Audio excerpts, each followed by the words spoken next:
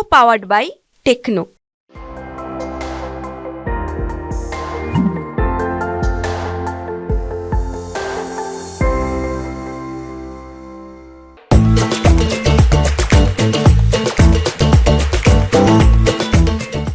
कानूनी विवाद और फिर लेनदार, इन दोनों के मामले में प्राइवेट ट्रस्ट क्या एचयूएफ से बेहतर है? हर तरह से बेहतर है, पर कौन सी private trust? Living irrevocable discretionary trust. अगर आप ये बनाएंगे तो ये एसिड प्रोटेक्शन देती है 100%, राइट। एचयूएफ में मैंने जैसे कहा कि हर एक का शेयर है और उसका शेयर क्रेडिटर ले आ सकता है, उसका स्पाउस ले आ सकता है। ट्रस्ट में आप बेनिफिशियरी है ही नहीं, टाइटल किसके नाम है? ट्रस्ट के नाम। आप खाली उसके इनकम के बेनिफिशियरी हैं, जो उसको उस टाइम मिल रहा है उतने के अधिकारी हैं। प्रॉपर एसेट के जो कॉर्पस है उसके अधिकारी नहीं है। इस वजह से मैंने टाइटल और कंट्रोल को सेपरेट कर दिया। मैंने पहले भी एक सेशंस में आपसे कहा है कि हर एक प्रॉपर्टी के दो पार्ट होते हैं, एक होता है टाइटल टू द प्रॉपर्टी, दूसरा होता है कंट्रोल ऑफ द प्रॉपर्टी। अगर मैं आपसे कहूं इन दोनों में से आपको केवल एक मिलेगा, या तो टाइटल ले लो विदाउट कंट्रोल या कंट्रोल ले लो विदाउट टाइटल, आप क्या चूज करोगे? ऑब्वियसली कंट्रोल, क्योंकि आप जो इंजॉय करते हो वो कंट्रोल है। Trust allow you to control property without having title, और ये सबसे बड़ा फायदा है ट्रस्ट का, क्योंकि टाइटल रिस्की है।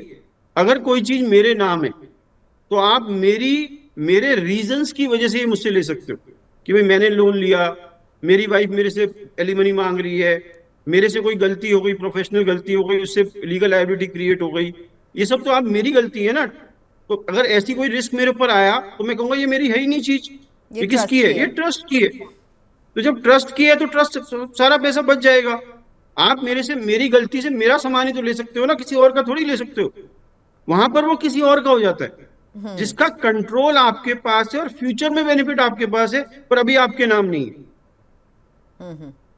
ठीक है, तो यानी कि आप कह रहे हैं, आप सजेस्ट कर रहे हैं कि आप प्राइवेट ट्रस्ट को बेनिफिशियरी बनाएंगे और एचयूएफ को सेटलर बनाएंगे, राइट? नहीं, मैं कहूंगा प्राइवेट ट्रस्ट क्रिएट करूंगा, हाँ जिसमें सेटलर एचयूएफ होगी, हाँ, बेनिफिशियरीज को पार्टनर्स होंगे, ओके, और ट्रस्टीज कर्ता के साथ एक या दो जने होंगे। ये एक तरीका है, ये एक तरीका। दूसरा तरीका एक और है, मैं एक इंडिविजुअल एक ट्रस्ट बनाता हूं, ओके, राइट। अपने दोनों बच्चों को उसमें ट्रस्टी बनाता हूं। जब तक मैं जिंदा हूं मैं ट्रस्टी हूं, मेरे बाद मेरी वाइफ ट्रस्टी है, या हम दोनों ट्रस्टी हैं, हम दोनों के बाद हमारे दोनों बच्चे ट्रस्टी हैं, और बेनिफिशियरी बच्चों की एचयूएफ को बना देता हूं। दोनों बिल्कुल अलग तरीके हैं और दोनों के फायदे नुकसान है। वो देखना पड़ेगा कि आपकी फैमिली में या आपकी स्कीम ऑफ थिंग्स में बेटर तरीका क्या है, पर इन दोनों का बेनिफिट खाली सिंपल ट्रस्ट बनाना या सिंपल एचयूएफ बनाने से ज्यादा है, ज्यादातर लोगों के लिए। जैसे आपने कहा कि दो चीजों को आप मिला देंगे, marriage of two things into one, और ये आपको बेटर जो है प्रोटेक्शन देगा, आपको स्ट्रीमलाइन करने में ज़्यादा हेल्प करेगा। वैसे दीपक सर, हम श्योर आपके पास बहुत सारे लोग आते होंगे एचयूएफ और प्राइवेट ट्रस्ट बनाने को लेकर के, तो उनमें आपने क्या देखा है, वो क्या मिस इंटरप्रेट करते हैं उनके बीच में इसको लेकर के? अभी अंडरस्टैंडिंग की कमी है लोगों के बीच में, लोगों को लगता है एक ही चीज़ बन सकती है, या दोनों को अगर हम मैरी करेंगे तो कन्फ्यूजन ना पैदा हो जाए। सबसे बड़ा कंफ्यूजन जो है वो एचयूएफ के बारे में, लोगों के बारे में। प्राइवेट ट्रस्ट तो ज्यादातर लोग जानते ही नहीं, उनको अवेयर कराना पड़ता है, पर HUF is a more popular concept और लोगों को लगता है बहुत सिंपल है, जबकि उस कानून के अंदर बहुत कॉम्प्लिकेशन है एचयूएफ में, राइट। और वो कानून बहुत जल्दी बदल भी रहा है। 2005 के अमेंडमेंट में, जिसमें डॉटर्स को इक्वल राइट दिए गए, एल्डेस्ट बच्चे को आपने करता अलाउ कर दिया, वो सब बहुत इसने बिल्कुल चेंज कर दिया एचयूएफ का सिनेरियो, है ना। जैसे वो मेल टू मेल चल रहा था, अब वो फीमेल में भी बंटने लगा, राइट। उससे क्या हुआ, कहीं ना कहीं परिवार की कंटिन्यूटी में तो फर्क आया, क्योंकि हम कैसे भी कहें ये जो सोसाइटी है इसमें बिजनेस ज्यादातर मेल टू मेल ही ट्रांसफर हो रहा है, राइट। मेल टू फीमेल या फीमेल बच्चे का इन्वॉल्वमेंट विद मेल जनरली नहीं होता। तो उससे क्या होगा, परिवारों के अंदर विवाद क्रिएट होना शुरू हो गया। भाइयों ने बहनों से कहना शुरू कर दिया आप हमें एनओसी दो, बहन कहती है मैं क्यों दूं, ये तो मेरे पिता की भी संपत्ति है। तो ये सारे इश्यूज क्रिएट होने शुरू हो गए, राइट। दूसरी चीज ये है कि एचयूएफ में आपका कंट्रोल जीरो है, आप अगर मुझसे कहते हो कि मैं एक ऐसी एचयूएफ बनाऊंगा जिसमें मैं अपने ना छोटे लड़के को नहीं रखूंगा, खाली बड़े लड़के को रखूंगा, ये आपको अलाउड ही नहीं है। वो तो पैदा होने से पहले उसका पार्ट बन गया था, तो कंट्रोल कहाँ रहा? राइट, लोगों को इस बात की, अच्छा लोग कहते हैं कि मैं अपने बाद इसको कर्ता बना के चला जाऊंगा। अरे भाई, आपको कर्ता बनाने का अधिकार है ही नहीं। ना तो आपको किसी ने कर्ता बनाया था, ना आप अपने बाद किसी को कर्ता बना सकते हैं। ये सारे इश्यूज हैं जो लोगों को नहीं पता। राइट, जैसे अभी मुझे किसी व्यक्ति ने पूछा, जी सर मैं अपने फादर की एचयूएफ में करता हूं और अपनी एचयूएफ में करता हूं, क्या ये सही है? मैंने कहा बिल्कुल सही है। अगर आपके फादर की डेथ हो गई और आप एल्डेस्ट को पार्टनर हो तो आप कर्ता बनोगे ही बनोगे, और अपनी एचयूएफ में तो आप कर्ता हो ही। ये पॉसिबल है, एक आदमी 3 या 4 जनरेशन तक की एचयूएफ में कर्ता बन सकता है। मैं एक साथ मैक्सिमम 4 जनरेशन 4 एचयूएफ का कर्ता हो सकता हूँ, इसमें कोई गलत बात नहीं है। तो जो बेसिक कानून है एचयूएफ का भी, जो हमें लगता है कि सिंपल है, वो एक्चुअल में इतना सिंपल नहीं है। तो फिर क्या इसमें आप कहते हैं कि प्राइवेट ट्रस्ट वो बेटर तरीका हो सकता है स्टेट प्लानिंग का एचयूएफ से? राइट, ओके, ज्यादातर केसेस में। Okay, case to case depend करेगा, फेयर इनफ, आपके आपके केस टू केस डिपेंड करेगा, लेकिन प्राइवेट ट्रस्ट जो है वो भी एक कारगर तरीका हो सकता है जब आप अपनी संपत्ति का बंटवारा करना चाहते हैं। और कई पैरामीटर्स में अभी दीपक से समझा रहे थे कि ये एचयूएफ से बेटर ऑप्शन भी होगा, तो आपको अपना केस देखना होगा और उसे समझ करके आपको डिसीजन लेना होगा। रोहित सक्सेना जी पूछ रहे हैं कि इनके 2 बच्चे हैं और इनमें से एक फैमिली बिजनेस को संभालता है जबकि दूसरा कुछ नहीं करता है।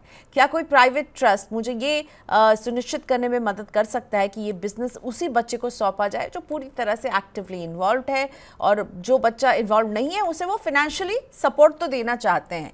तो प्राइवेट ट्रस्ट और एचयूएफ के बीच में आप इन्हें क्या सजेस्ट करेंगे? ये खुद भी प्राइवेट ट्रस्ट के बारे में ही पूछ रहे हैं वैसे। तो मैम, ये एक प्राइवेट ट्रस्ट बना सकते हैं जिसमें ये बिजनेस को ट्रांसफर कर सकते हैं। मुझे उनकी बिजनेस एंटिटी नहीं पता कि प्राइवेट लिमिटेड कंपनी है, एलएलपी किस तरह से करते हैं, पर जो भी एंटिटी है उस एंटिटी की शेयर होल्डिंग प्राइवेट ट्रस्ट में जा सकती है, जिसमें कि वो कंपनी को चलाने वाला बच्चा होगा और प्रॉफिट की शेयरिंग दोनों बच्चों में जिस रेशियो में डिवाइड करना चाहें वो कर सकते हैं। जो बच्चा बिजनेस चला रहा है उसको वो इंसेंटिव भी दे सकते हैं कि भाई तो इतना कमाएगा तो इतना एक्स्ट्रा मिल जाएगा, और दूसरे बच्चे को आप गारंटी दे सकते हो कि भाई इतना वो देना ही पड़ेगा।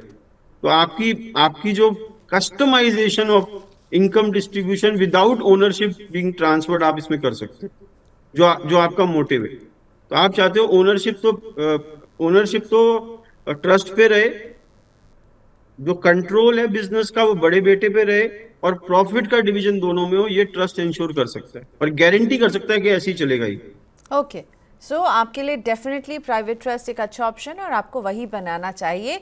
और अब यानी आपने एक वर्ड यूज किया था, लिविंग इरिवोकेबल प्राइवेट ट्रस्ट, क्या ये वही बनाने की आप इन्हें सलाह देंगे?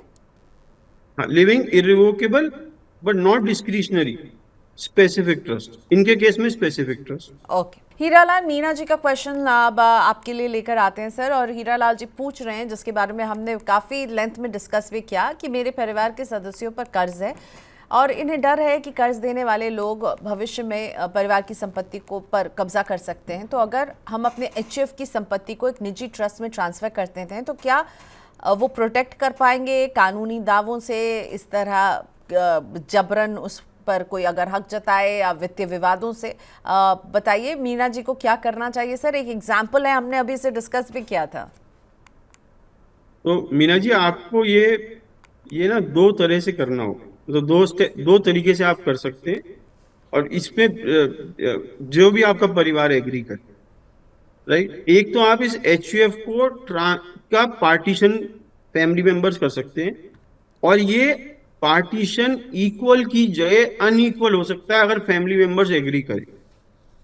तो मैं आपको सलाह दूंगा इसको अनइक्वल पार्टीशन करें। जिन फैमिली मेंबर्स के ऊपर कर्ज नहीं है उनको ज्यादा शेयर दें, और जिन पे कर्ज है उनको कम शेयर दें, और इसका पार्टीशन कर दें। राइट, सपोज मेरे पे 10 करोड़ रुपए के एसेट्स हैं एचयूएफ के अंदर, और 3 ऐसे लोग हैं जिनके ऊपर कर्ज है, जिन्होंने पर्सनल गारंटी दी हुई है, और 3 ऐसे लोग हैं जिन पे कर्ज नहीं है। तो मैं इस 10 करोड़ में से 99 लाख रुपए तो 9 करोड़ 90 लाख रुपए तो मैं उन 3 को दे दूंगा जिन पे कर्ज नहीं है, और बाकी 10 लाख रुपए उनमें डिवाइड कर दूंगा जिन पे कर्ज है। जब ये डिवाइड हो गया, एचयूएफ खत्म हो गई, तो अब हम 6 के 6 मिलकर एक प्राइवेट ट्रस्ट बनाएंगे जिसमें कि ये एसेट्स दोबारा ट्रांसफर कर देंगे, राइट। और इसके बेनिफिशियरी इनकम के हम 6 के 6 बन सकते हैं, या वो खाली वो 3 बन सकते हैं जिन पे कर्ज नहीं है, क्योंकि जनरली जिन पे कर्ज नहीं होगा वो हो सकता है उनके स्पाउसेस ही, राइट। वो देखना पड़ेगा सिचुएशन को देख। ट्रस्टीज आप में से कोई भी बन सकता है। जैसे ही ये ट्रांसफर हुआ और 2 साल तक केस नहीं हुआ, तो इंसॉल्वेंसी एंड बैंक्रप्सी कोड में 2 साल के बाद गिफ्ट को चैलेंज नहीं किया जा सकता, तो आपके सारे एसेट सुरक्षित हो जाएंगे। Okay, so Hiralal ji please follow कीजिएगा। दीपक सर ने बहुत समय दिया आपको जवाब देने में और एक एक स्टेप आपको समझा दिया, एंड आई होप ये आपको हेल्प कर सके।